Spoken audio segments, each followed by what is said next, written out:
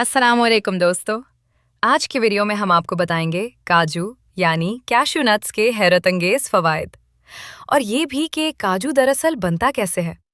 दरख्त से लेकर आपकी मेज़ तक आने तक इसकी मुकम्मल प्रोडक्शन का पूरा सफ़र हम आपको आसान और दिलचस्प अंदाज में समझाएंगे, तो वीडियो को आखिर तक ज़रूर देखें।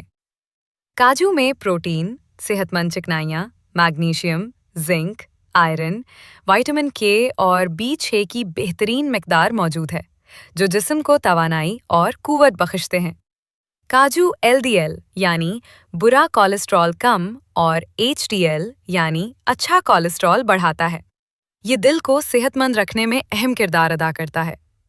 काजू में मौजूद मैग्नीशियम और विटामिन के हड्डियों को मजबूत बनाने और कैल्शियम को बेहतर तरीके से जज़्ब करने में इंतहाई फ़ायदेमंद है।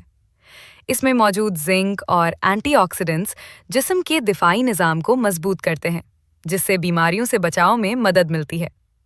काजू के सेहतमंद फैट्स दिमाग की नशोनुमा और कारकर्दगी बेहतर बनाते हैं।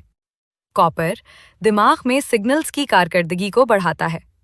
काजू में ल्यूटिन और ज़ेक्सिंथीन होते हैं, जो आंखों को UV शुआओं और बढ़ती उम्र के असरात से बचाते हैं। काजू में मौजूद कॉपर जिल्द में कोलेजन बनाने में मदद देता है, जिससे जिल्द नरम, दिलकश और सेहतमंद रहती है। काजू में प्रोटीन और सेहतमंद चिकनाई आपको लंबे वक्त तक भूखा नहीं रहने देती, जिससे वजन बेहतर तरीके से कंट्रोल होता है। काजू के दरख्त गर्म इलाकों में उगाए जाते हैं। पौधे को 3 से 5 साल तक लगते हैं फल देने में। काजू का फल, जिसे कैशू एप्पल कहते हैं, पक्का हुआ खुद ब खुद जमीन पर गिरता है। इसी के नीचे लटकी हुई गिरी असल काजू होती है। जमा की गई गिरियों को 2 से 3 दिन धूप में खुश्क किया जाता है, ताकि नमी खत्म हो जाए और वो महफूज रहें। काजू के छिलके में एक तेज तेल होता है। इसको खत्म करने के लिए गिरियों को भूना या भाप में पकाया जाता है। इस अमल से छिलका नरम हो जाता है। अब गिरी से सख्त छिलका अलग किया जाता है। ये अमल आमतौर पर हाथों से या मशीनों के जरिए किया जाता है।